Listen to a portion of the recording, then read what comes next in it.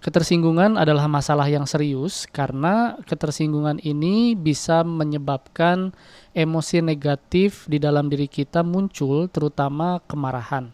Nah, kaum Stoik itu sudah tahu cara menangani ketersinggungan dari dulu dan bisa diterapkan di zaman sekarang. Selamat datang di Siniar Bahagia ala Stoik, menciptakan pendapat untuk bahagia. Bersama saya Jason Herlambang. Siniar ini saya buat untuk menemani kamu yang sedang berlatih mempraktekkan ajaran Stoikisme. Saya akan membagikan pengalaman bagaimana menerapkan ajaran Stoikisme di dalam kehidupan sehari-hari. Dan ini adalah episode hari ini. Selamat mendengarkan. Di dalam episode ini saya ingin menjelaskan kepada kamu atau mengobrol dengan kamu tentang ketersinggungan. Ketersinggungan ini sudah menjadi bahasan yang sangat penting di dalam ajaran Stoik gitu ya, karena ketersinggungan ini bisa memunculkan emosi-emosi negatif di dalam diri kita gitu ya. Seperti kemarahan, seperti kesedihan, seperti kekecewaan, dan mungkin bisa menimbulkan depresi di dalam hidup kita gitu ya. Apalagi di era modern ini, di era yang serba canggih ini, di era media sosial, di mana komen-komen orang itu akan secara cepat bisa kita ketahui tentang apa yang kita lakukan, tentang apa yang kita kenakan, tentang apa yang kita pikirkan gitu ya.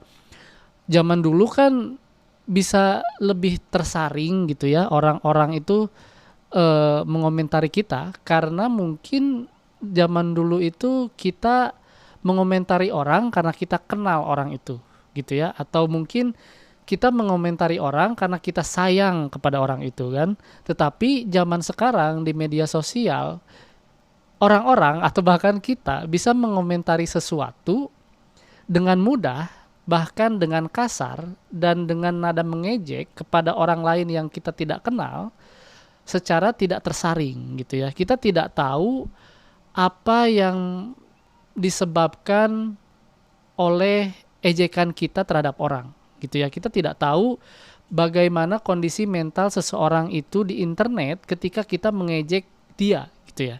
Karena tidak semua orang yang ada di media sosial itu memang dia siap akan ejekan yang ditulis oleh netizen gitu ya, oleh kita gitu ya. Bahkan kita pun tidak bisa menahan ejekan yang disampaikan di media sosial.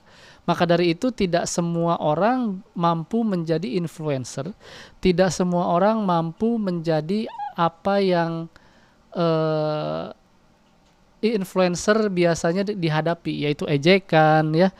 Terkadang kan kita ingin menjadi influencer karena ingin pujian ya, tetapi kan pujian dan ejekan itu bukan berada di dalam kendali kita gitu ya. Jadi kita bisa saja melakukan hal yang baik gitu ya, niat kita baik dan kita misalkan perlihatkan di media sosial. Tetapi kan opini orang terhadap apa yang kita lakukan itu bukan kendali kita gitu ya. Meskipun niatan kita baik, tetapi kan pasti ada orang yang beropini terhadap apa yang kita lakukan, seperti misalkan dia mah hanya misalkan dia menyumbang sesuatu atau melakukan hal yang baik karena pencitraan gitu ya.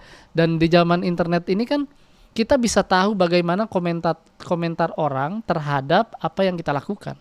Dan ketika kita tidak siap, maka ya kita akan jadi orang yang gampang marah karena kita merasa apa yang kita lakukan itu baik gitu ya. Dan kita tidak tahu bahwa komentar orang itu bukan berada di dalam kendali kita gitu ya. Nah, untuk bagi seorang stoik, kita harus tahu bahwa yang kita lakukan itu adalah tepat, yang kita lakukan itu adalah baik untuk kita, untuk kondisi kita saat ini. Tetapi komentar orang atau ejekan atau pujian yang disampaikan oleh orang terhadap apa yang kita lakukan itu bukan di dalam kendali kita. Karena kita sudah tahu dan kita sudah mempraktekkan tentang dikotomi kendali gitu ya. Jadi ketika kamu ingin melakukan sesuatu yang baik, ketika kamu ingin melakukan sesuatu yang tepat untuk hidupmu gitu ya, kamu harus tahu bahwa apa yang kamu lakukan itu adalah di dalam kendali kamu. Dan ketika ada orang yang tidak suka dengan apa yang kamu lakukan, maka itu bukan berada di dalam kendali kamu, gitu ya. Jika kamu sudah tahu itu, jika kamu sudah mempraktekkan itu, maka tidak akan ada yang namanya ketersinggungan, gitu ya. Tidak akan ada yang namanya kemarahan atas ketersinggungan. Tidak akan ada yang namanya kesedihan atas ketersinggungan. Tidak akan ada yang namanya kekecewaan terhadap ketersinggungan, gitu ya. Karena kita sudah siap bahwa opini orang lain, pendapat orang lain terhadap apa yang kita lakukan dalam hidup kita itu bukan berada di dalam kendali kita, kayak gitu. Lalu bagaimana seharusnya bila dalam hidup kita, gitu ya, dalam lingkar sosial kita itu kita masih menghadapi orang yang suka mengejek, gitu ya. Kita kan sebagai makhluk sosial, kita tidak bisa menghindari orang-orang, atau kita tidak segampang kayak udahlah nggak usah keluar rumah biar orang nggak menyinggung kita. Kita tidak bisa seperti itu karena kita manusia, kita harus pergi bekerja, kita harus pergi bersosialisasi, kita harus pergi belanja, kita harus pergi sekolah gitu ya, menuntut ilmu, dan ya intinya kita harus menghadapi orang-orang yang kita tahu mereka itu tidak tahu mana yang baik, mana yang benar gitu ya. Mereka itu orang yang ignorance gitu ya.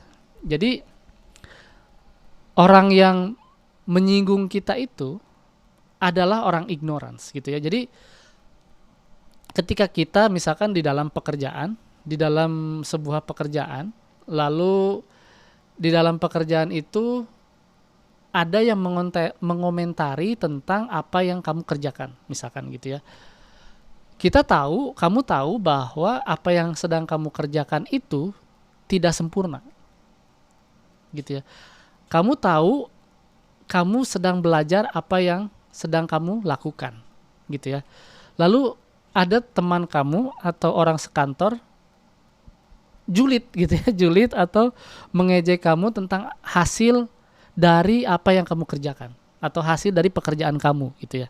Nah, ada 3 metode di dalam stoicisme yang bisa kita praktekkan gitu ya. Ketika kita menghadapi sebuah ejekan atau sebuah kejulitan terhadap orang-orang gitu ya. Yang pertama adalah meresponnya dengan humor atau dengan komedi, gitu ya. Meresponnya dengan humor atau dengan komedi, gitu ya. Jadi saya tidak menemukan contohnya, gitu ya, karena metode ini bagi saya itu cukup sulit, karena otak kita itu harus terbiasa dan ini harus dilatih, gitu ya. Dan jika kamu adalah orang yang humoris, maka kamu beruntung karena kamu bisa dengan cepat mengubah suatu ejekan menjadi sebuah humor gitu ya. Sebuah humor kayak apa ya, gimana ya, misalkan gimana sih kamu ngerjainnya nggak bener, iya nih lagi nggak konsen atau gimana lah gitu ya. Humor ya, itu metodenya ya. Terus terang saya juga nggak bisa menggunakan metode ini karena cukup sulit, dan itu pun yang diterangkan oleh William B. Irvin dalam bukunya A Guide to a Good Life gitu ya. Merespon dengan humor itu memiliki kekurangan karena kita harus terbiasa menghadapi sesuatu dengan jiwa humoris kita gitu ya. Nah, lalu yang kedua adalah bagaimana cara merespon orang yang menyinggung kita gitu ya, orang yang julid kepada kita. Yang kedua adalah ini lebih mudah karena tidak perlu menggunakan apa-apa dan bagi saya ini tidak perlu berpikir gitu ya. Maksudnya tidak perlu meresponnya dengan cepat gitu ya. Misalkan saya lebih suka menggunakan metode ini gitu ya. Nah, metode ini itu jika ada orang yang menyinggung, maka kamu anggap singgungan itu atau pendapat orang itu sebagai kritik yang membangun gitu ya. Sebagai kritik yang membangun gitu ya. Misalkan, bro, harusnya kamu ini ngerjainnya kayak gini. Nah, sebenarnya kan orang itu tidak mengkritik secara langsung ya. Tetapi terkadang kita merasa tersinggung karena orang lain menyuruh kita melakukan pekerjaan yang kita anggap kita bisa melakukannya dengan cara dia. Gitu ya. Maka ini tidak jarang orang lain itu merasa tersinggung dengan cara atau metode orang untuk mengerjakan sesuatu gitu ya. Nah, kayak gitu ya. Jadi misalkan ada orang nih, ini harusnya ngerjainnya kayak gini gitu ya.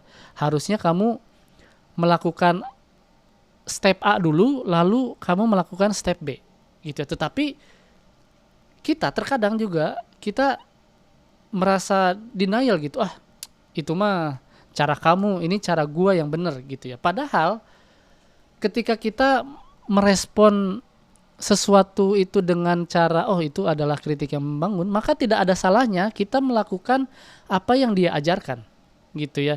Siapa tahu cara yang dia ajarkan itu menyempurnakan cara yang kita sudah lama lakukan untuk melakukan pekerjaan gitu kan ya. Nah, terkadang ketersinggungan itu hanya berada di dalam pikiran kita gitu ya. Makanya pikiran kita itu berada di dalam kendali kita karena memang kita harus mengendalikan pikiran kita gitu ya. Nah, lalu cara yang terakhir adalah tidak meresponnya sama sekali gitu ya. Ketika kita ada orang yang merespon, misalkan kita kan kadang ke supermarket atau kita itu kadang berpakaian gitu ya, lalu kita melakukan sesuatu hal yang tepat, yang baik, tetapi tetangga kita atau orang-orang di sekitar kita masih mengatakan bahwa ih, kok dia tuh melakukan kayak gitu ya, padahal kan nggak usah ngelakuinnya gitu ya. Ya apalah contohnya gitu ya. dan kita itu ya tidak usah merespon kritikan atau orang yang julid itu sama sekali gitu ya. Kita itu sebenarnya tidak memiliki keharusan untuk merespon orang yang menyinggung kita gitu ya. Kita itu tidak punya kewajiban untuk merespon orang yang menyinggung kita. Jadi ada 3 cara ya, tadi saya ulangi lagi. Yang pertama adalah respon dengan humor, dengan komedi. Lalu yang kedua, jadikan kritikan atau jadikan ejekan itu sebagai kritik yang membangun gitu ya. Kita ambil ejekan tersebut, lalu kita pikirkan apakah ejekan itu benar atau tidak, ataukah ejekan itu bisa diterapkan dalam hidup kita gitu ya. Lalu yang ketiga, tidak usah meresponnya sama sekali gitu ya. Kayak ejekan-ejekan di internet itu nggak usah direspon gitu ya, kecuali memang kerjaan kamu jadi buzzer gitu ya, kerjaan kamu jadi influencer ya, that's okay gitu. That is your job to respond to everybody else gitu ya. Tapi ketika kamu